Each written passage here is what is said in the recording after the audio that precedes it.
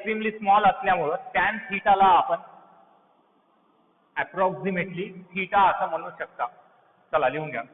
आपल्याला इलॅस्टिसिटीचे पूर्ण फॉर्म्युलेज लिहून घ्यायचे कारण एक्स्ट्रीमली इम्पॉर्टंट फॉर्म्युलेज आहेत आणि या चॅप्टरमध्ये अधूनमधून हे शब्द येत राहतात सगळे, त्यामुळे मी आधीच लिहून द्यायलो सगळं.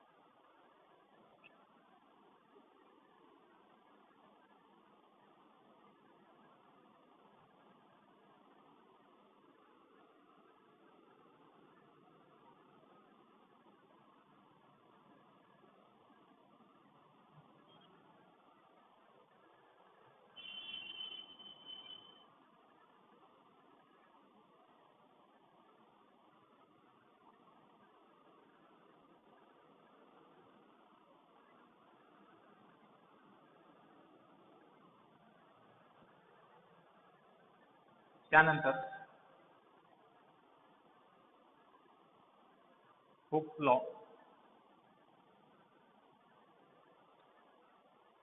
रॉबर्ट हुक नावाच्या सायंटिस्टने हे लॉ दिलेला आहे. Within elastic limit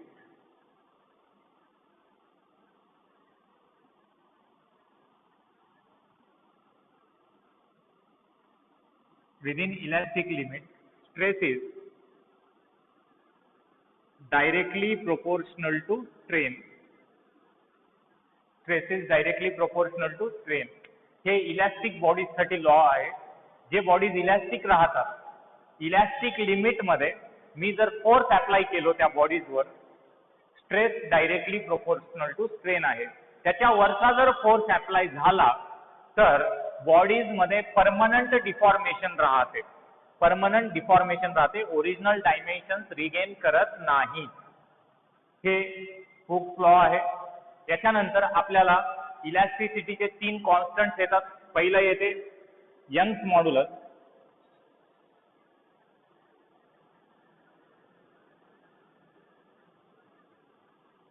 Young's modulus याला आपण म्हणता इलॅस्टिसिटी ऑफ लेंथ.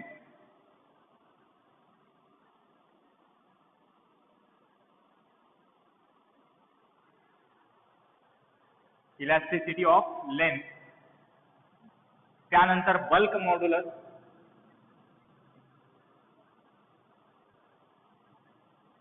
के न डिनोट करता. यंग्स मॉड्युलस वाय न डिनोट करता आपण. Elasticity of volume.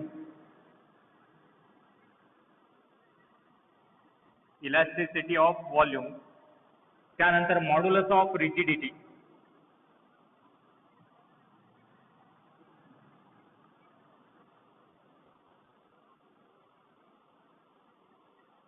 Elasticity of shape.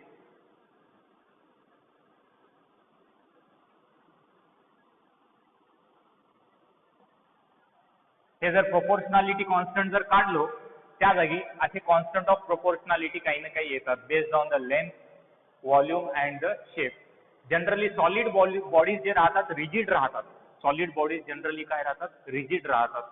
But perfect rigidity कोण्याच बॉडीमध्ये नाही. फोर्स अप्लाय केल्यानंतर स्लाइट अमाऊंट मध्ये मॉलिक्युल्स किंवा पार्टिकल्स जागा बदलालेच आपल्याला दिसत जरी नसले तर. आणि पण सॉलिडला जनरली आपण रिजिड म्हणू शकता. यंग्स मॉड्युलस येते y equal to longitudinal stress divide by longitudinal strain. Suppose stress आहे फोर्स अपॉन एरिया, स्ट्रेन आहे change in dimension divide by original dimension. हे होईल y equal to f upon A small L. डिनॉमिनेटरचा denominator numerator मध्ये जाते. Force येते mass into acceleration due to gravity. एरियाच्या जागी आपण पाय आर स्क्वेअर लिहू शकता इंटू कॅपिटल एल. हे झालं यंग्स मॉड्युलस. त्यानंतर bulk modulus K equal to volume stress divide by volume strain. Volume strength that is force which changes the volume divide by area, त्याला आपण प्रेशर म्हणू शकता. Divide by change in volume divide by original volume. डिनॉमिनेटरचा denominator numerator मध्ये जातो. V into dP divide by dV. त्यानंतर modulus of rigidity eta is equal to shearing stress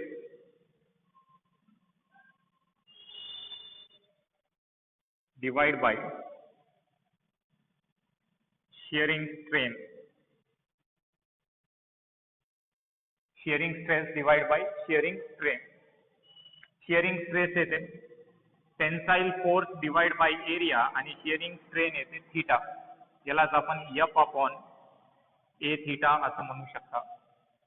आणि या सगळ्यांचे युनिट्स येतात तिन्हीचे न्यूटन पर मीटर स्क्वेअर. कारण स्ट्रेनला तर कोणते डायमेन्शन राहीना, जे काही स्ट्रेसचे युनिट स्ट्रेनला तर कोणाचे युनिट राहीना, कारण ते दोन सेम डायमेन्शन्सचा रेशिओ आहे, दोन सेम फिजिकल क्वांटिटीजचा रेशिओ आहे. जे काही स्ट्रेसचा युनिट येईल ते या कॉन्स्टंटचे युनिट येतील.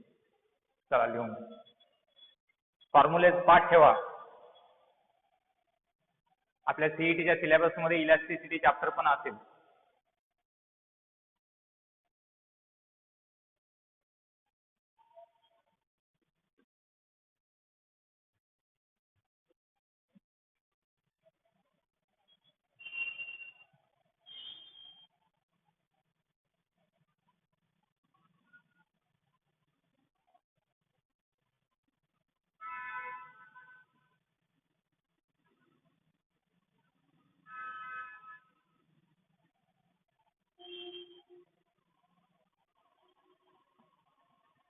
त्यानंतर Poisson's ratio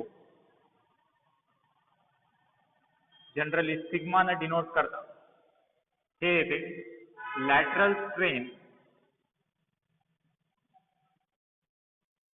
divide by longitudinal strain. याचाच अर्थ हे आहे, एखाद्या वायरला किंवा एखाद्या रॉडला मी फोर्स अप्लाय करायलो तर त्या रॉडचा लेंथ वाढायला, याचा अर्थ मटेरियल कुठून तर बाहेर यायलाय का? नाही. त्याचा लेंथ जर वाढत असेल तर अल्टिमेटली त्याचा थिकनेस काय होते? डिक्रीज होते. त्याचा थिकनेस काय होते? डिक्रीज होते. तुम्ही रबर बँड ही बघता. रबर बँड जेव्हा आपण स्ट्रेच करता तर मटेरियल बाहेर येऊन ते स्ट्रेच व्हायला का? बाहेरून कुठून येऊन? नाही, त्या रबर बँडचंच मटेरियल आहे. बट एक्स्ट्रा मटेरियल जे स्ट्रेच व्हायला ते कुठून यायलंय? रबर बँड वरचीवर काय होते? थिक होते. जे थिक आहे ते थिन होते, बारीक बारीक होते, तेव्हाच आपण स्ट्रेच करता त्याला.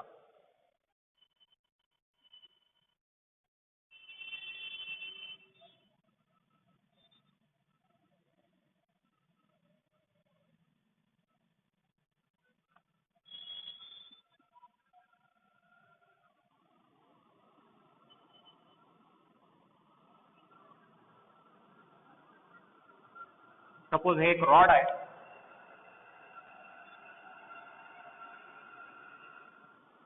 याचा लेंथ आहे L,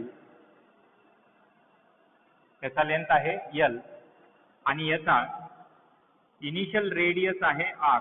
या रॉडचा रेडियस आहे R. बट फोर्स अप्लाय केल्यानंतर या रॉडचा लेंथ एवढ्यानं वाढायलाय. हे रॉड फायनली एवढ्यानं वाढलाय आणि याचा रेडियस डिक्रीज झालाय. स्मॉल आर न रेडियस काय झालाय? डिक्रीज झालाय आणि लेंथ काय झालाय? वाढलाय. Sigma equal to lateral strain म्हणजे काय? Change in lateral dimension, change in radius किंवा चेंज इन डायमीटर म्हणू शकता. चेंज इन रेडियस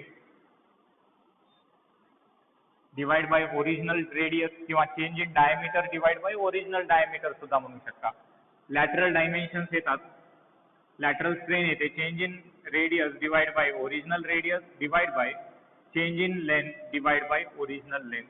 हे होईल sigma equal to R divide by small L. डिनॉमिनेटरचा डिनॉमिनेटर एल न्यूमरेटर मध्ये जाते. हे R. Lateral strain divide by longitudinal strain. हे आहे पॉइझन्स रेशो. त्यानंतर strain energy.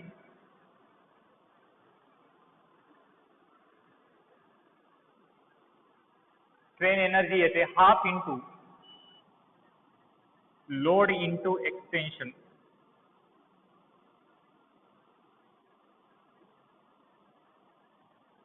Half into load into extension.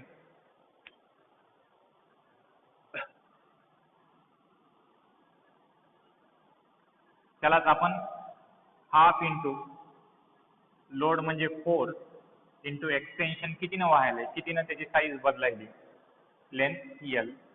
Strain energy per unit volume.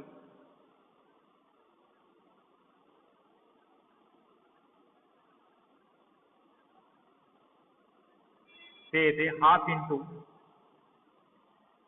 Stress into strain. Half into stress into strain. But लक्षात असू द्या, stress जर मी लॉंगिट्युडनल घेतलो तर strain सुद्धा मला लॉंगिट्युडिनलच चूज करावं लागतं. घेऊन घ्या.